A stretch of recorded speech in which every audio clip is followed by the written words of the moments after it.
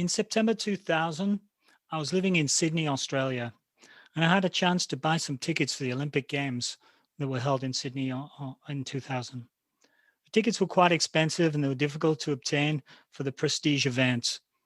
At the time, I was a huge fan of a women's runner called Paula Radcliffe, and I was delighted to get some tickets to see her compete in the women's 10,000 meters. If you remember, she came fourth after trying to destroy the field from the very first lap.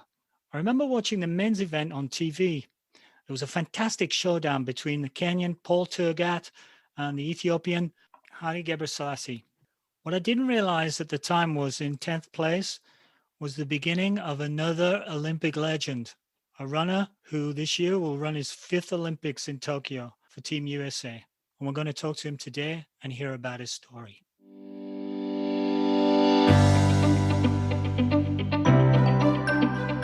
So hi and welcome to Running Book Reviews, the podcast where we review running books to help you decide if you'd like to read the book for yourself. And we also hope that listening to us chat about running can help you keep you motivated about your own running and maybe inspire you to try something new with your running.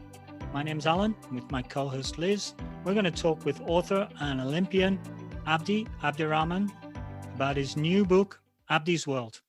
So this book is the story of Abdi's life, starting with leaving his home in Somalia in 1991 with his parents and siblings when he was just barely a teen. Although Abdi and his family went from having a middle-class lifestyle to having only each other, Abdi expresses gratitude throughout the book for the many people who helped him along the way. Abdi will represent the USA in the 2020 Olympics, which are being held this year in 2021 in the marathon. He has had a long and successful career in running, and his journey is divided into 6 parts to represent the 6 Olympic cycles during Abdi's career. So part 1 is the Sydney 2000, a lesson in possibilities. Part 2, Athens 2004, a lesson in belonging. Part 3, Beijing 2008, a lesson in belief. Part 4 is London 2012, a lesson in humility. Part 5 is Rio de Janeiro in 2016, a lesson in perseverance. And part 6 is Tokyo 2020 or 2021, whichever you decide to call it. And this part he calls a lesson in unity. So a little bit about the author. So Abdi Abdirahman he's very accomplished. He's the only American distance runner to qualify for 5 Olympic Games. He was born in Somalia. He came to Tucson, Arizona at the age of 16 with his family who escaped civil war in their home country. And Abdi became an American citizen in 2000 and has represented the United States in the 10,000 meters as a runner in the Olympics in 2000, 2004, and 2008. And then in the marathon in 2012, and he has qualified for the marathon Olympic team for the 2020 Olympics, which are postponed to this year. And at 44 years old, the Black Cactus, as he's known, is also the oldest American runner to qualify for the Olympics, the oldest male to podium at the New York City Marathon, and the USA Track and Field Masters record holder in the marathon.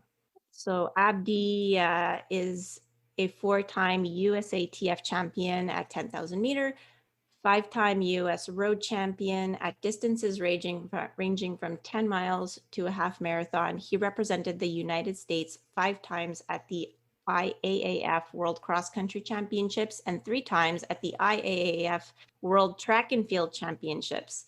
To this day, Abdi lives in Tucson, and so we would really like to welcome, hopefully I'm going to say this right, Hirabi Nakaribu to the podcast, Abdi.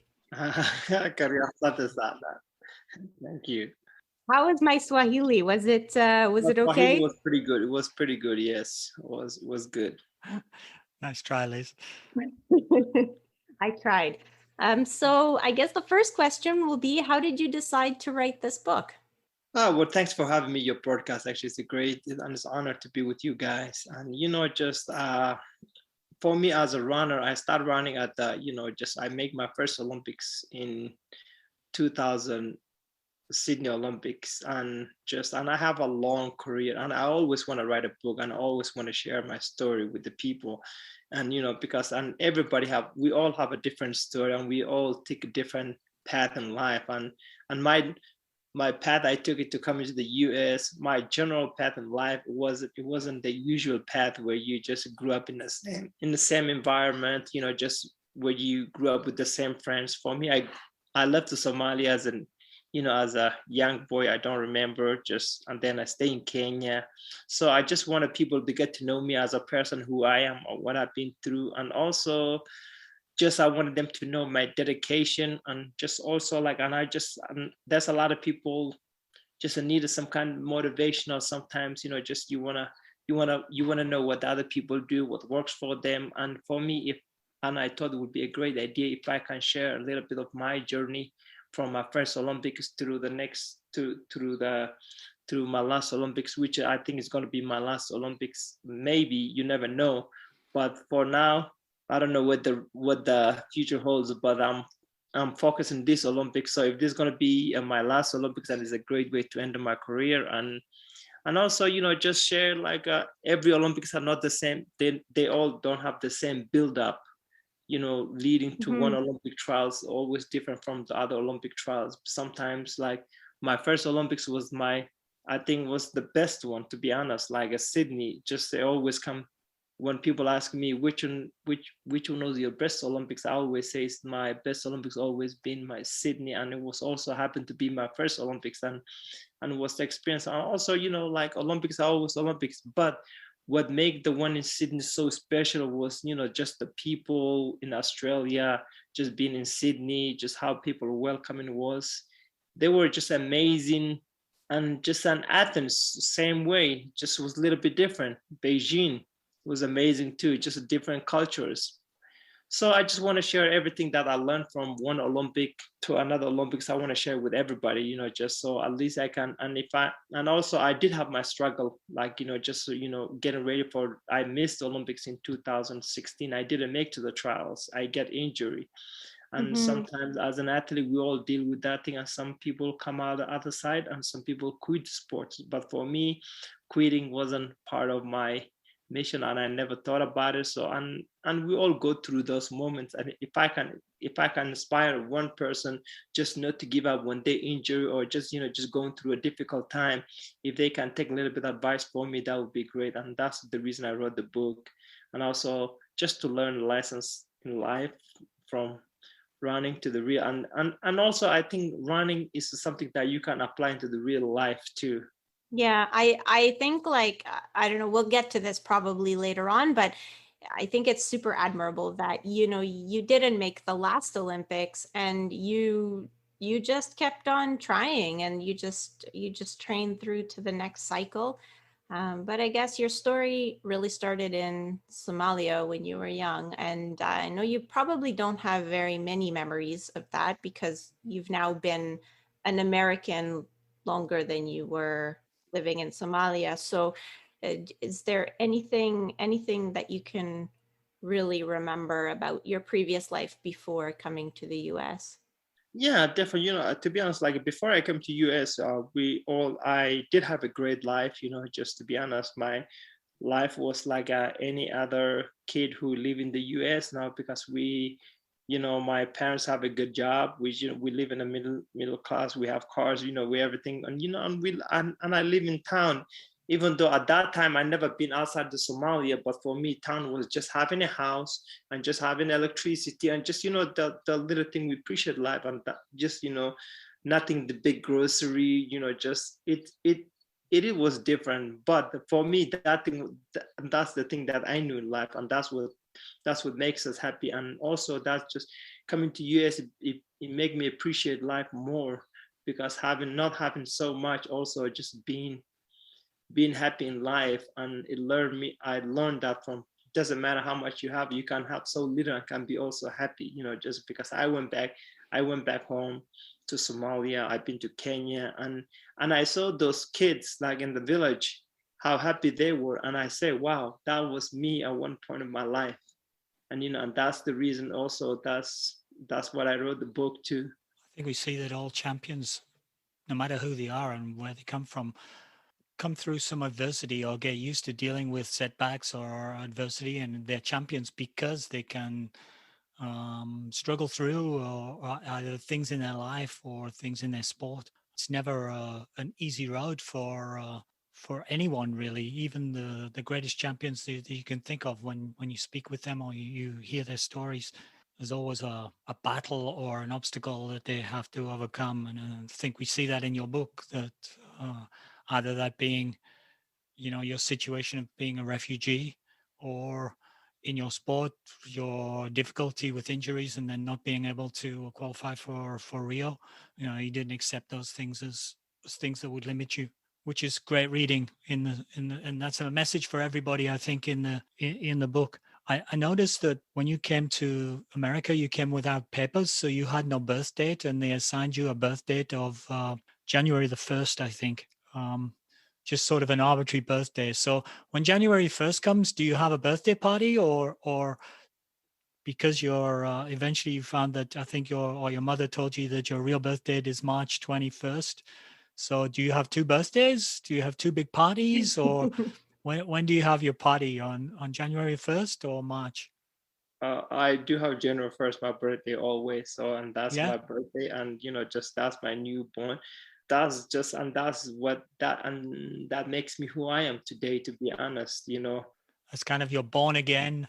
Yeah, just born again, just but and also, just it was a difficult time for us coming to the US. Just at the end of, no one want to leave their home country or village. Just, and for us, like, the least thing we want to worry about was like about birthday, correcting things, what we want to do. We just want to get into the plane. So just the easiest way, want to research, and they were just like trying to take as many people as they can, because you were in the refugee camp, and just like they will call you in this, like, a little room, and they just give, okay, this is your birthday, this is okay, the flight is tomorrow, and that's the best thing that ever happened to us, and see you Yeah. guys tomorrow.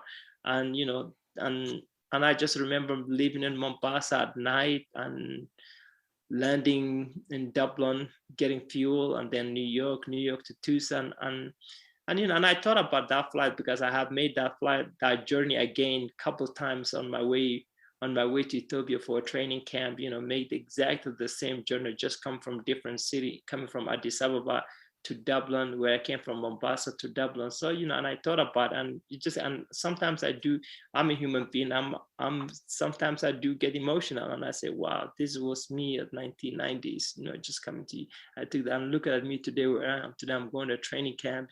Just instead of running away from something and going back to my adopted home country. It is a great feeling. It just then, and that's just will erase everything that birth and, oh, that's my new life. That's amazing. I love that perspective. So I guess the first question will be, because running has been part of your life longer than it hasn't. So how did you get into running? To be honest, running is just something that I found, and is a God-given talent, first and foremost. Just, and I'm glad that I found it. And I know there's a lot of people who have the same talent that I have, but they never find it, and also they never get the opportunity to come to the US and just have the great coaches that I have the great friends that I have. Just, and that's one part of it. And also the reason I get into the running is just I want to, like, as a teenage, a lot of my friends used to do sports, but I never did any sports. So, just as soccer I was kind of a little bit too old, and I never developed the skills that I need to play the team sports. So, because it's not like being back home where you can just play soccer in the village, but in the US, everything is organized. When you're in the team, you have to have certain skills, you have to develop a lot of things, but I never had that still. So the best thing for me to do was, and I say, I want to try something that doesn't need the skills, or even though I thought I had the soccer skills, but the coach had never thought I had it. So, and a lot of my friends told me, just, they say, I think you should try to run, just, and I say, okay. They told me that a few times. And one time I remember I went to the University of Arizona, they were having a track meet, and one of the kids he was running 3,000 meter flat 3,000 meter, and he was dead last, but everybody was laughing him, and he's from the Central Arizona Community College. And I say, if that guy can run, at least I won't be dead last, and I can beat maybe one or two persons. So, and the next day, I told the Pima coach, I told him I would love to join the cross country team, and that was a cross country season. So I asked him, hey, I want to be on the cross country team. And he said, no, you never ran before, so you have to train. And I say, why don't you just give me an opportunity? He said, why don't you come to practice tomorrow? And I said, okay. I came back to practice wearing a pair of jeans and boots. And he said, okay, run. He never even cared. He never even thought I was serious. And I don't blame him, because if you tell me you never ran before and you want to join the cross country team, I thought you might never make it, so I would just let you. But he did let me run with the team, and I came in second on the team that day. And he was disbelieved that I came in second on the team. And he said, are you telling me you never run before? And I said, no. And he told me to come to his office next day, and he gave me a pair of shoes. And that was the beginning of my running career. And a year later, I was at the University of Arizona. Wow, it's a fantastic story. It's great to hear that you're inspired by the person who was coming last, rather than saying, oh, there was a guy right at the front and I thought I'm going to be like him. No, you looked at the guy who was last and said, well, if he can do it, anyone can do it. I can do it for sure.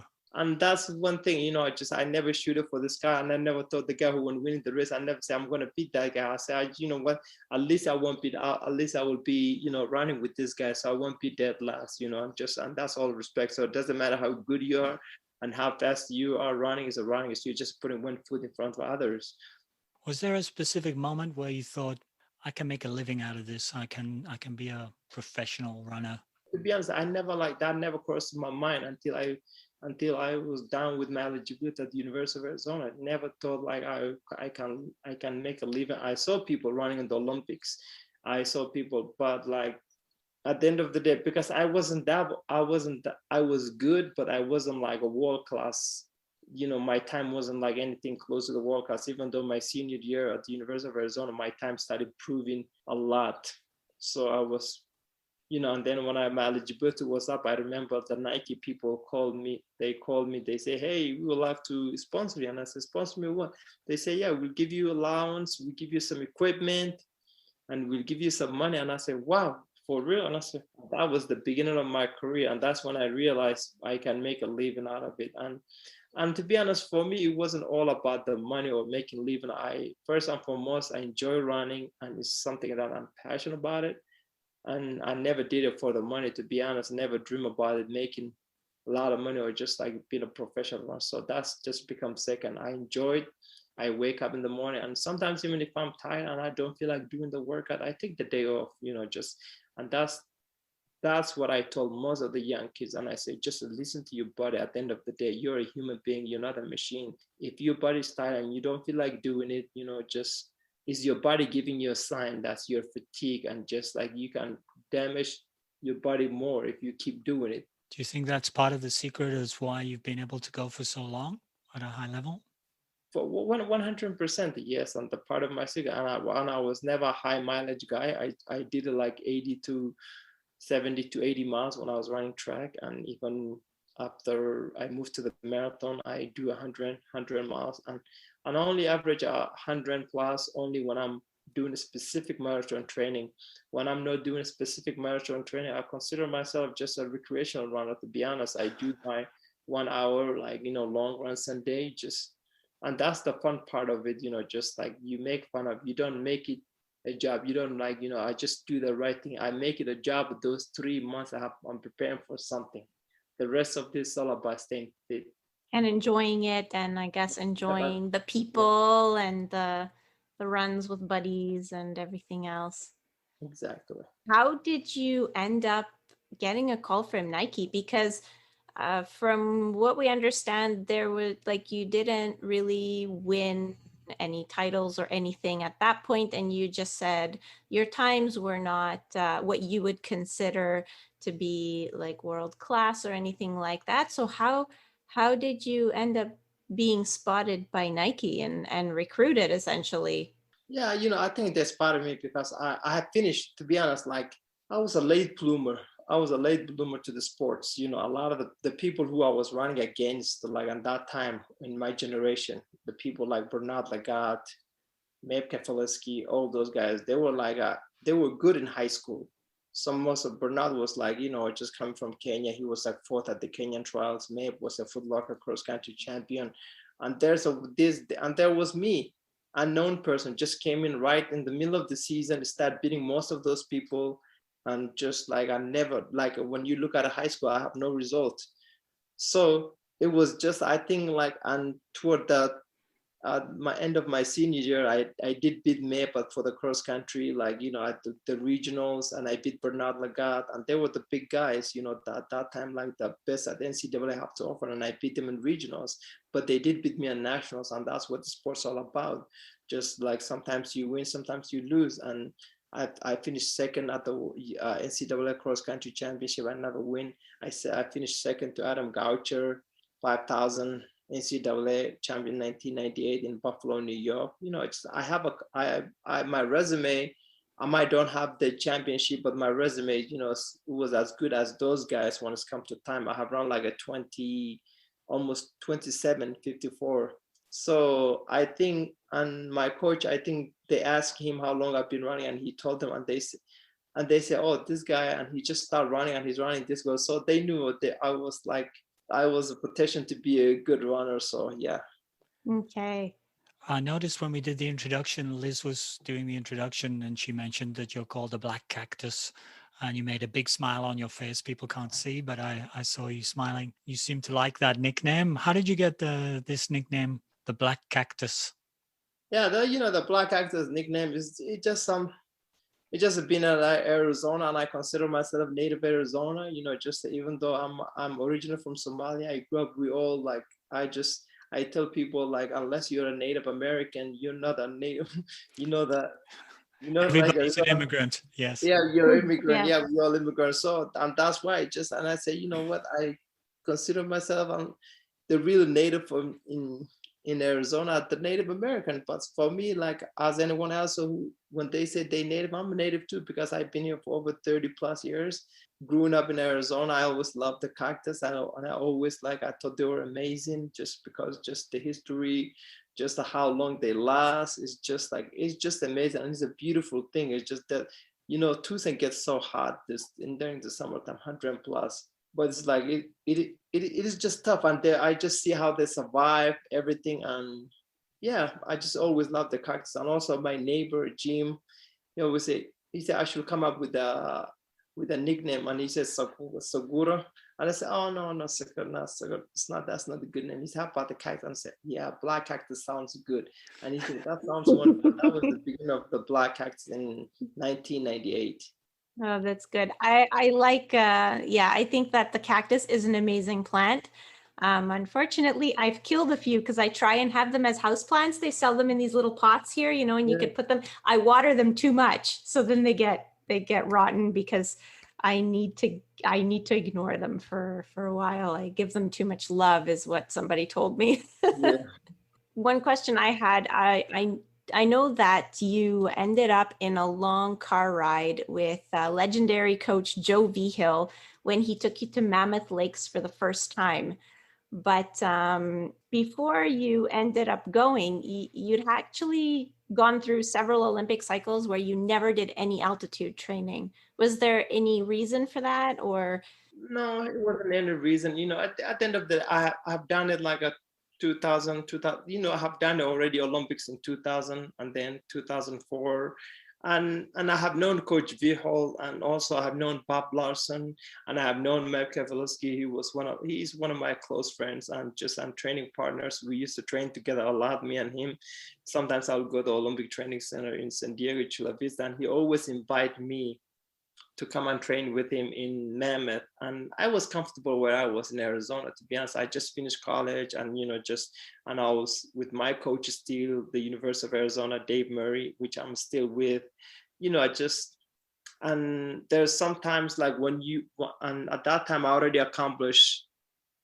already two-time Olympian. I could have said, oh, hey, I accomplished, everything's working perfect, but I wanted more. And I have seen Meb, the success that he had in 2004 Olympics, getting the silver medal, which was amazing for the US distance running. And, him and Dina Castro, and they were like American running project, just all these things that you see now. They have the running clubs, like they have a Mammoth Track Club, like they have the like a Bowerman Track Club, they have Nike Project, the Hanson's Brooks, they have all these groups, but those people, we were the foundation of those people. We started all the group thing, and that's why I joined the Mammoth Track Club in 2004, because I was getting ready for the Boston, New York City Marathon. And for me to have a success in the marathon, it was to train with the best. And that time at the best, it was Dina and Mep and their group,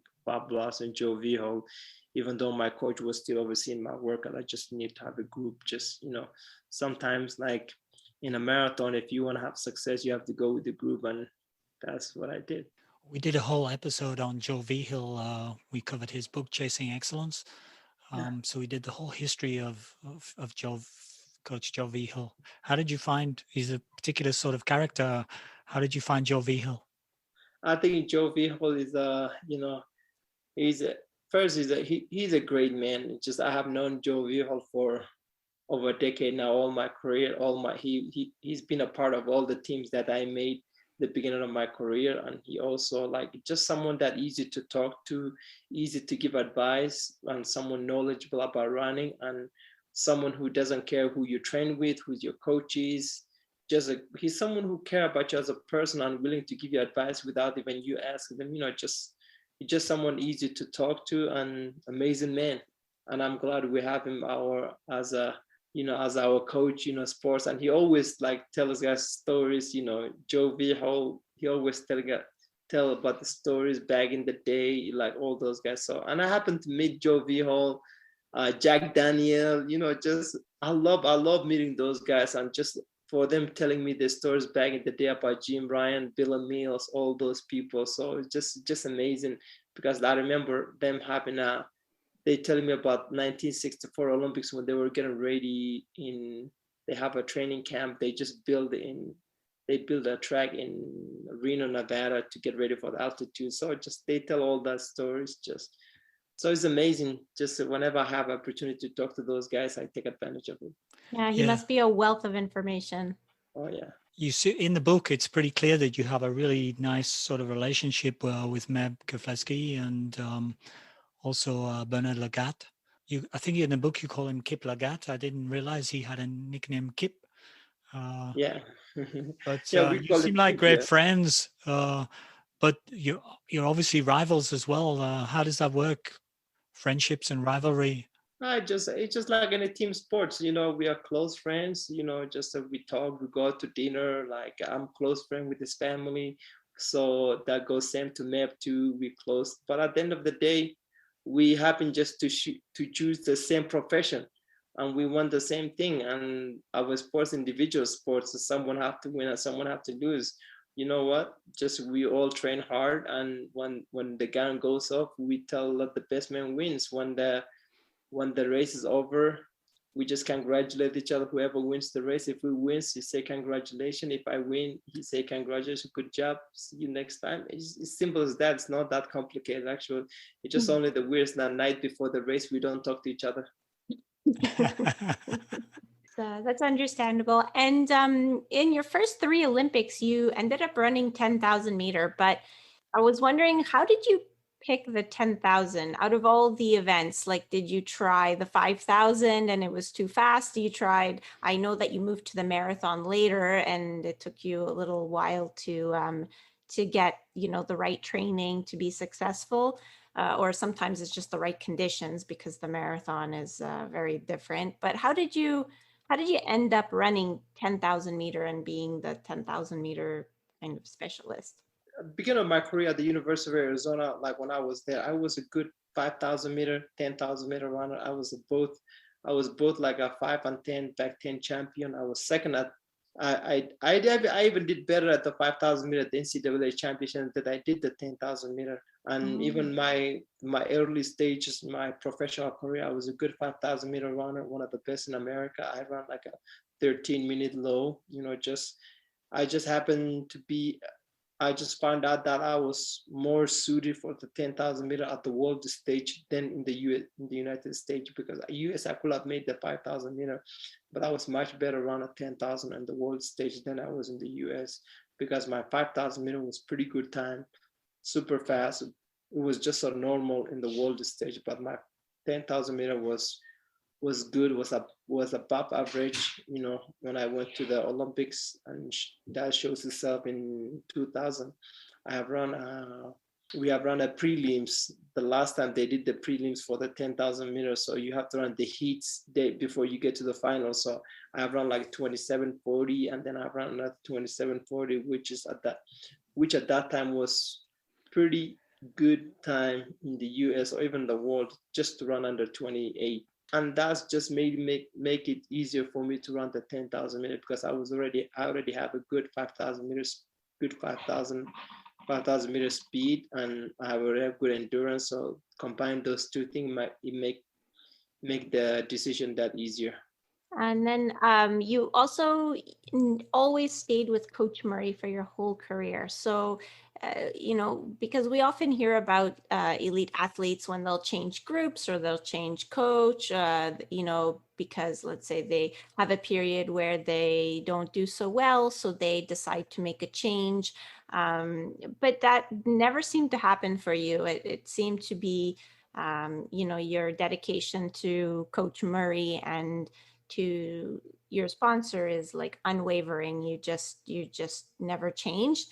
Was there a time when you had other offers, or that you were maybe curious to train under different coaches, or was it just kind of natural for you to stay with the same one? And that's a great question, actually. I'm glad you asked me that question. It was easy for me just to stay with my coach, because I don't know, there's a saying, they say you take it the dance of the people. I don't know, there's a saying, I can't get it right now, but The saying I think is, you dance with the girl that you brought to the party. exactly, yep, you dance the girls that you brought to the party. That's, which is true. It just like, for me, Coach Murray, he found me as a young athlete. I didn't know anything about running, and he developed me as a first couple of years, developed us to Olympian. And I made my first Olympic. I never even thought I was going to make the Olympic. He is the one who was believing me, always encouraged me and pushed me to do better. And always, even when I had a bad workout, he always told me, just a part of that process. He said, everything good takes time. And he planted that thing in my mind, and I always believed in him. And there's a time that I struggle, and that's just a part of life. Just not, life's not always going to be perfect. You're not going to have a smooth ride, even in real life. If you have a job, there's a point that you have to deal with something in your company, or just some customers or some employee. You always have that trouble, and you will be unhappy at this point. But you know what? You just stick it out and just keep walking toward it, and that will just pass. And also, the life always throw you a curveball, and it's a testing. It tests you how strong you are. And I always believed in my coach, and believed in my friends and the people who brought me where I was. And just to change, it wasn't even never crossed my mind. And I even don't have an opportunity to go to with the biggest training groups. I was one of the biggest. I think I was the biggest guy they recruited at the Nike Oregon Project, Alberto Salzer, when he started the group. I remember going to Portland, meeting with Alberto, and meeting with the former Nike CEO. But I love the guys. But you know what? But that wasn't for me. For me, I was happy where I was, and I was making the Olympic team, and just they have a vision, but it wasn't my vision. So I was happy where I was, and I'm glad I made the decision that I made that day. And you know what? Look at me today, where I am, still doing it after 40 plus years. You know what? who knows? If I wouldn't with Alberta, I probably would have been done for like few years ago. I don't know. You just never know. But I would never change for anything. So and I'm thankful. I have Coach Murray and my friends and my loved ones in my life. That's it. Yeah, that's a good lesson for, I think, life in general as well. You know, I mean, you said it so well. You said like you just stuck around and you just work through the problems, and it's a bit like that, I guess, with work. You know, sometimes you'll have times when you're frustrated with your job, but it's not always that it's greener somewhere else. It's every job and everybody's life has some challenges. So you kind of, I guess, stuck through those challenges, but it seems like you just knew that Coach Murray was the right coach for you, and that Tucson seemed to be the right place for you to stay. Yeah. I think what we see as well is that you value, even though you're a top Olympian, you value the journey and the process and the people highly. So you're not about throwing everything away to try to get a result. You don't seem to be that sort of guy at all. No, no, no. It's just the results what you put into that, what you get out of it, and also is also trust. You know, like for me, shortcut is the worst thing that you can make in life. I think just to get something, a quick fix. There's a quick fix. You can get a lot of you can do a lot of good things, but that thing will never last. We're always gonna come back and hunt you. For me, I'm in for the long haul. You know, I'm not in for a quick fix. You know, just that's even in my racing, I can go run some races every week and make a couple thousand here there, make good living. But you know what? I don't chase that. For me, I pick my races and just trying to do well for those races. That's it. I don't look for quick fix. I'm in for the long haul.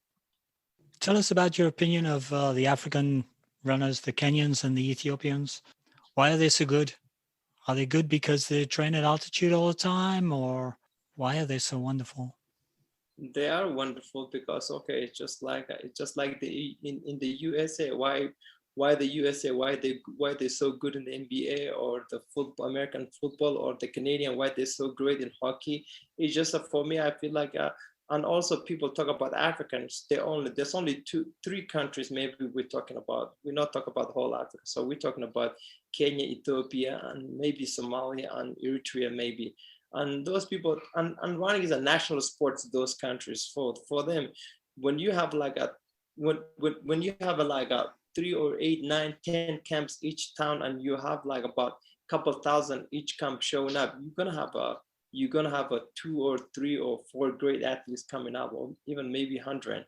So you know, just for them, it's like most athletes, that's their way out, and that's their national sports, and they want to succeed. And we always see the one who succeed. We don't see how many people fail. And I've been to Kenya and I've been to Ethiopia, and I see how many people are trying to be distance runners, but they don't have the opportunities. So I feel like just there's some more athletes are trying to be a professional than in the US. And you can even see in the US now, like past few years, you can see how the distance the US and Canada is improving. We're having like more people hitting the standards, you know, than when I was running in 2000.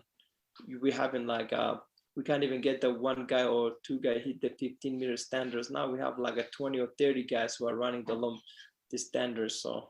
So it's really about them having a bigger base. It's being a number one focus for their sport. Yeah, and also seeing those athletes who come before them, the one who had the success and the wealth that they built, and the job, and you know, the thing that they brought to their village. You know, because most of those guys, they're winning, they go back to their community, and some of them invest, become a farmers, become a dairy, you know, product. You know, they produce a lot of job. And those young kids, when they see how successful those athletes became, they want to be those.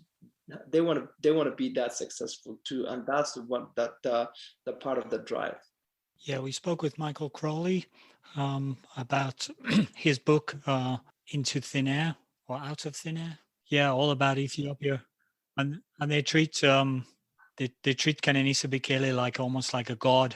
You know, in I guess out of Africa, people who know running know Kenenisa Bekele, and even like not only Kenenisa Bekele, like it's just one thing. When you go to Ethiopia, like someone like me, for example, if I go to Ethiopia, like all the runners know who I am. Just to be honest, like that's like, but that's national sports. Like because I run against I run against the guys when they come to New York City Marathon, when they come to Boston. You know, like all those who come to America to do the road races.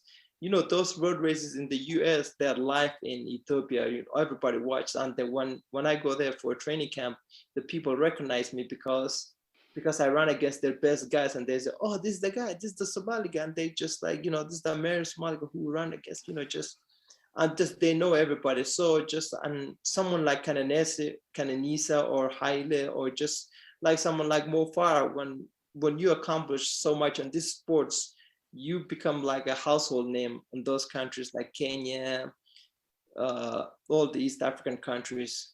I noticed in your book that you seem to like camel's milk when you were in Ethiopia. Do you really like camel's milk? I love camel milk. Yep, that's like it just is. I think it's some of the best recovery thing that you can buy, that money can buy. To be honest, it's just I, is the best. So it is great. And maybe you live in Australia, you kind of feel weird. I know because there's a lot of wild camel in Australia. And I there are, remember the yes. government was shooting them under Somalia. They protested because the Australian government was shooting the camels, and the camels in Somalia is a big thing. It's like is a national animal. I was running in Nepal about 2 years ago, and we had some yak's milk when we were in Nepal, and I find it very, very difficult to drink this. I don't know if it's similar to camel's milk, but it was quite awful. I couldn't. No, the milk is not that I bad. drank it because I didn't want to be impolite to the lady who was offering it to us, because she was a very poor lady and she was giving, what she thought was very valuable. So, but I didn't like it very much. Yeah, but I don't think the camel milk is that bad to be like even doesn't. I think like more like a goat cheese, even like you cannot drink the cow milk without you boiling them. You have to boil them. But Mm. camel milk is only one of the few milk that you can drink fresh out of the just like right out the camel. You Hmm. can drink, and that's when they're the best. And there was no such a bacteria. There's nothing. It's just like it's easy, unless you're the first time drinking, then you might have a little upset stomach. But that cleans your system. That's what we call What doesn't kill you makes you stronger, I guess. I think exactly. I'll leave you with the camel's milk, Abdi, and I'll stick to some other But if you rehydration. ever in Ethiopia, if you ever make it to Ethiopia, you should go to the Bole, and then you should just buy like a camel milk. It's the best. Just and even in Europe these days, you can buy in Holland, Denmark. They Oh sell it yeah, in Sweden. They sell it, but they're very expensive though. I guess it's not produced there, maybe. No, they produce there, but they have like they did a research, and they just like it have so much nutrition. It's like is a big on recovery. And in the European country, when they find out what the nutrition value is, if it's so high, the price goes up. It's just like avocado, like avocado back home so cheap. You can find on the street people selling the streets like a 10 of them for like less 50 cents, and then you go back and then you come back to US or Western countries, one avocado is almost $3-4.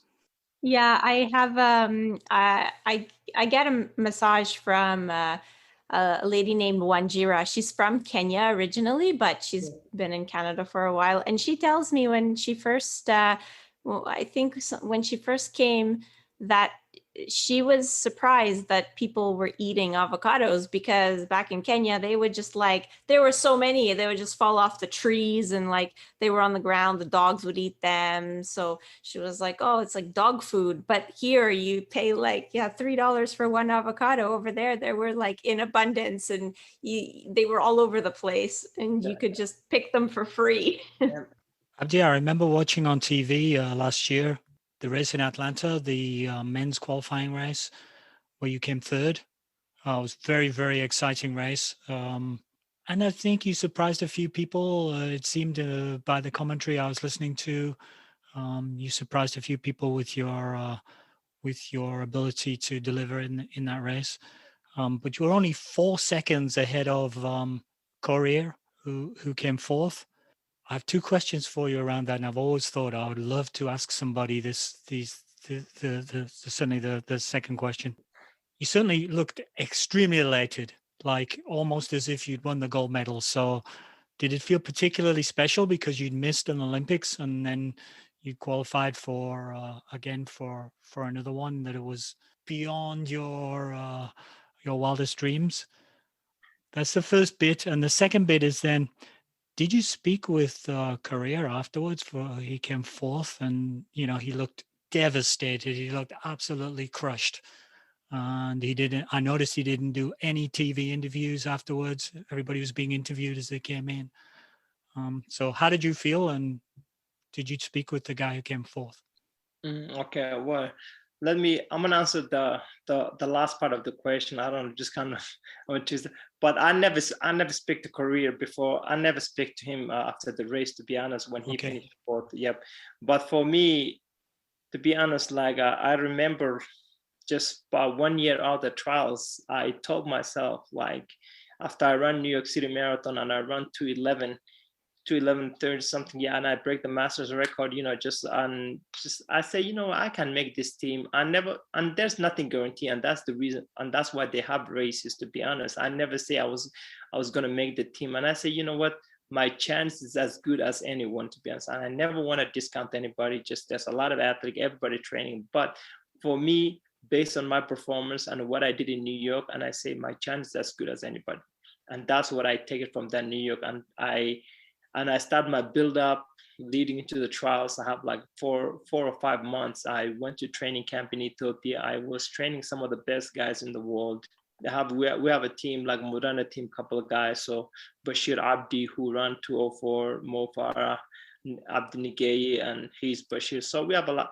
And training those few months in Ethiopia give me all the confidence that I need. And also your favorite athlete, Paula Radcliffe's husband, Gary Love, who was helping me get ready for that race. And just for him, Coach Murray wasn't there to see me what kind of workout I was doing, but Gary was there and see me how I was running, and him telling me he said, he never told me I was gonna, he never give you like, coach never tell I you're gonna make the team, but he said but I think he was doing like kind of like a mental psychology thing. He said, he said, you as good as anyone. He said, it's your race to lose. He said, just, I don't know who else is training, but I see what you're capable of doing it. He said, what, if someone have to pick, I'll pick you. And all the guys tell me that. And also I get confidence of my workout, what I was doing leading to that is my speed was good. My endurance was perfect. And then also seeing about the media, people talking about, like, just people picking before the trials, it's a sports, people pick their favorite, who's going to make the team, and people have the right to their opinion. They can pick whoever they want to pick, it's just about, even though I ran well in New York City Marathon, I have run like a 2:11, which is not, I didn't even have a great day, but they still didn't think I was capable of, and that's just give me that little energy that I needed. So I come into the trials, I was as confident as I can be in my preparation, and also like friends, family, everyone who supported me and believing in me. So but my main goal was just to be the top 3. And that's, what, I'm not going to count anybody. I say, what, there's 2 other spots open, so everyone else can have those 2 spots. There's 3 spots, I'm going to take one of those. And I say, whatever happens. And I put myself in a good situation, good position. I came in 3rd. I could have been 2nd, but you know what? Who cares? That's only one race that you can say the 3rd place that's good as 2nd place was 1st, because we all go in the same place. We all going to the Olympics. And you know what? Leonard Korea, I'm sorry he was 4th place, but you know what? Someone have to be 4th. And it is what it is. So Yeah, that is true. And so now, how do you feel going into the Olympics? Because it was supposed to be the 2020 Olympics, and now due to the pandemic, it's the 2021 Olympics. So, and because of the pandemic, do you have like mixed feelings about going? I don't have any mixed feeling, to be honest. I'm trying to prepare myself. I'm trying to put my energy what I can control. I know it's been a tough 2020, and just we're still recovering from the pandemic, and we know we lost a lot of lives last year. And even this year, just we're still not out of the woods, but we're just hoping for the best. And I hope the Olympics happens. But for me, what I'm doing now is I'm just trying to prepare myself as the best as I can, just doing my long runs, and I'm trying to be as fit as I can when I get to Tokyo. And that's my main goals. How do you feel about your training right now? Do you feel like ready to go, or do you have any like little injuries or anything like that? To be honest, I don't have any injuries. I don't have any major injuries, nothing. I did have stress fracture in last October, and that took, and just sometimes I feel like, that was a blessing from the sky. It made me took a time, just let me recover my body. And what a good time to have an injury than last year, than any other year. So, and I was back to training in like late December. So just I've been training for almost 6-8 months now, and things are getting better, and I'm in the right place. I'm not where I want to be, but I'm only a few weeks out where I want to be. So it's just at the end of the day, in marathon, it's all about if you're in a decent shape and you're healthy, anything can happen. So the most important thing, I'm healthy now, and I don't have any major injury. But as a runner, you always have that little soreness hip there. That's part of running. So we don't call that injury. Yeah, that is part of running. We were just talking about shaking that. his head because We were just talking about that before you came on. About our little bobos, as we call them. Most people don't get to go to single Olympics, Abdi, and you're one of the lucky people who gets to go almost every time it comes around. So it's not a free ticket. So I congratulate you for that. But for all of us mere mortals who never get to participate in these kind of events, what's it like to go to the Olympics? Is it different every time? Are you able to enjoy it, or is it just too stressful? Does it fly by? Is it like your wedding day? It just flies by and you miss it because it goes by so quickly. What's it like? Olympic is like for us as a U.S. athlete to be, and I know every country have a different every country have a different standards. For us as a U.S., just so hard. Just for me, I'm thankful and fortunate. I never take it for granted. And I'm happy I made it 5 Olympics. But in the U.S., we just like as you say, like people are barely making 1 Olympics, and for me, I made it 5. And also, the best an Olympic is amazing. It's an amazing experience and never gets old. Even 2020 Olympics is gonna be one of the best Olympics. I don't know.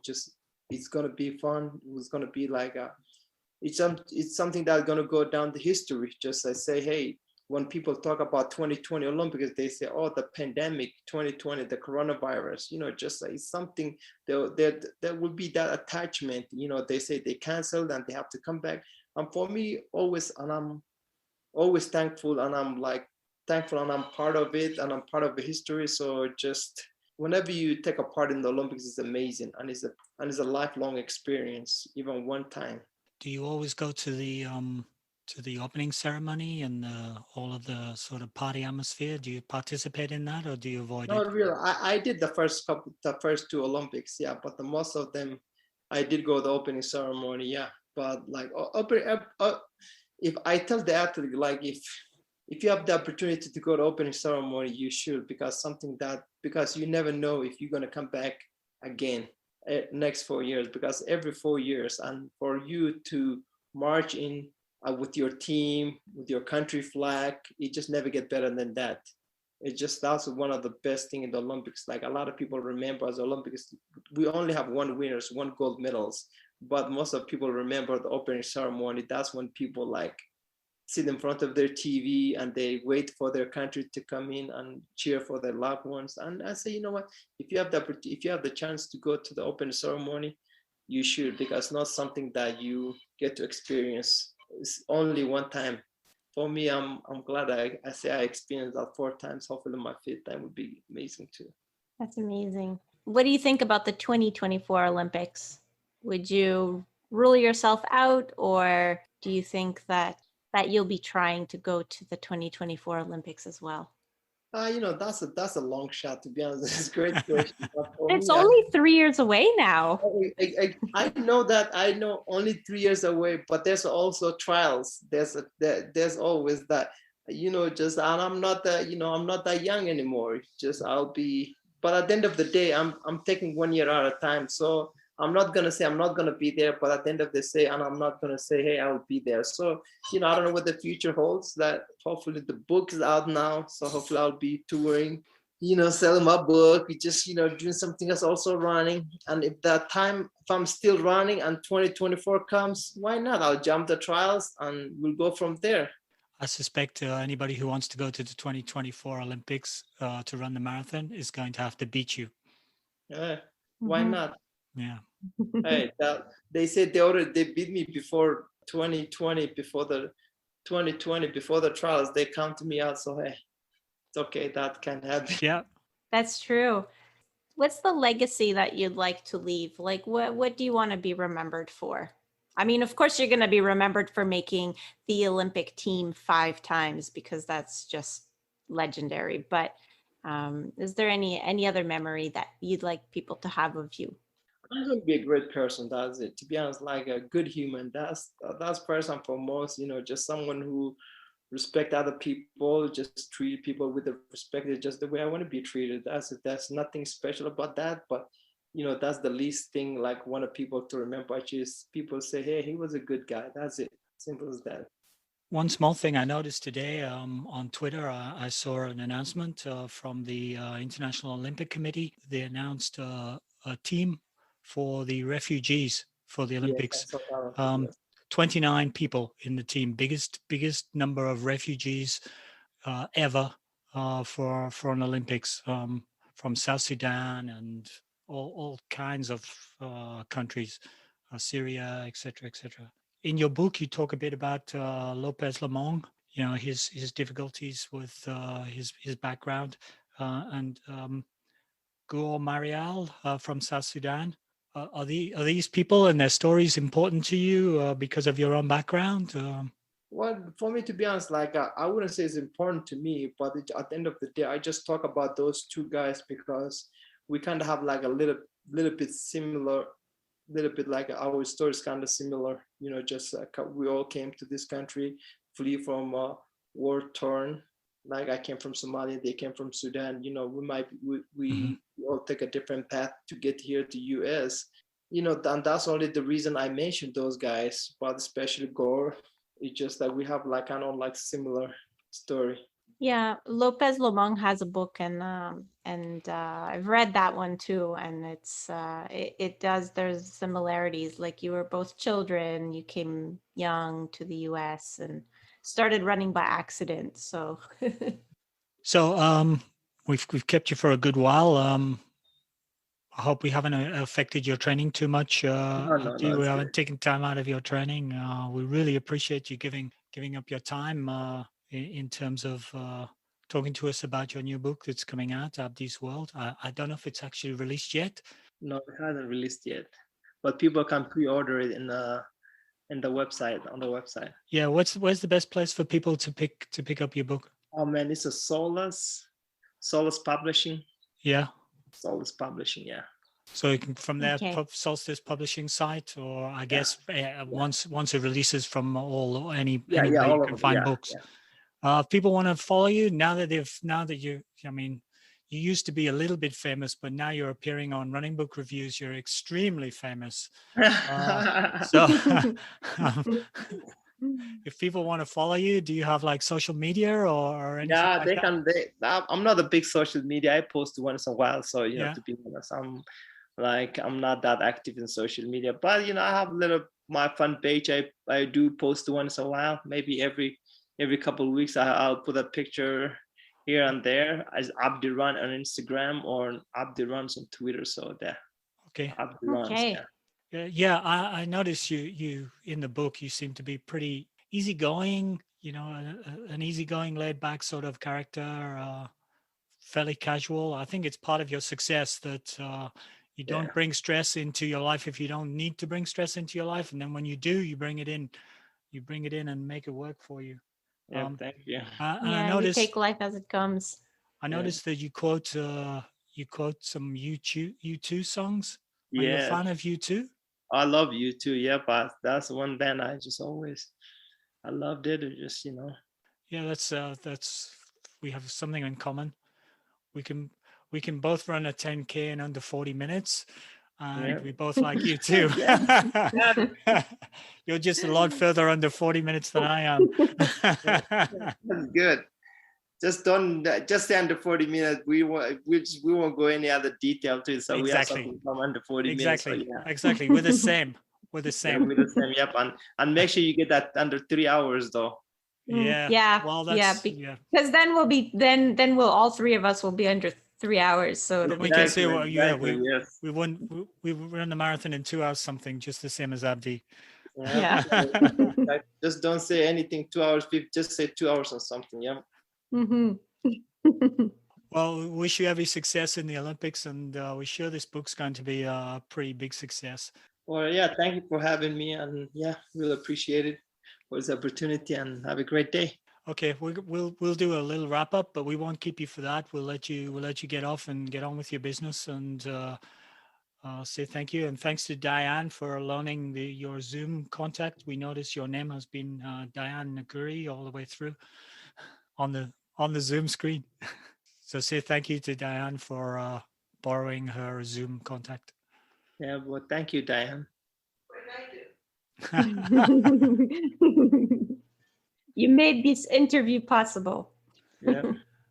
Good success, Abdi. We're going to be watching you very closely Yeah. and cheering for you every step of the way. All right. Thank you. So what's your overall view on the book then, Liz? So I guess I'll start with the cover photo, which is fantastic. It's Abdi wrapped in a US flag and looking like the happiest man in the world. I don't know for sure, but I think it might have been taken at the trials. I suspect After it the was trials. just Yeah. after. Yeah. It's a fantastic photo. And the main story was a journey through Abdi's long career with some life stories mixed in. There were happy stories like when Abdi and Diane decided to be a couple, and how Abdi seemed to have friends all over the world wherever he went for training. And there were also sad stories like when Abdi DNF'd at the New York Marathon and then found out about his friend and training partner that had died in the same race. Abdi's story highlights how many people are involved in making an Olympian. Abdi does the training, but in the book, he explains how important training partners were to him, as well as the support he got from coaches, family, friends, and sponsors. He repeatedly is grateful to his coach, to his sponsors, to his training partners and friends that have supported him along the way. And overall, it's a fantastic read for anyone that loves the sport, and a great insight into, the highs and lows of being an elite runner. My summary: the book's super interesting and a fast-paced read as well. I found that pages were turning very easily, zipping through. The value system, and the personal friendships of some of the African or original African runners is quite beautiful to behold, and you get some insight into that. And they seem to appreciate how their lives have changed for the better, and they value highly their opportunities, which is very cool to read about. The Olympics are usually a pinnacle in a story. It's usually, building up to the Olympics, but in fact here they're just chapters on a journey. Here's an Olympics and here's another Olympics. And it's kind of very cool. The photos in the book conjure up some of Abdi's great running moments as well as his youth. So that's pretty nice. There's almost a history in itself in Abdi's career. So great to see the photos. And I think Abdi's lesson seems to be to work hard, but also to enjoy the process. And I mean, who can't identify with that? Thank you for listening to another episode of Running Book Reviews. A big thank you to Rebecca and Miles at Solstice Publishing for providing review copies of the book and also putting us in touch with Abdi for the interview. And of course, a big thanks to Abdi for spending time with us today. We'll link the website where you can go order the book directly from the publisher. If you would like to leave us feedback about how we can improve the podcast or want to suggest a book that you'd like us to review in a future episode, please leave us a comment on social media. We are running book reviews on Facebook and Instagram, and on Twitter, we are reviews_running. Please also follow us on social media to find out about new episodes when they're released, or you can just subscribe to the podcast on your favorite streaming platform. Bye for now. Bye.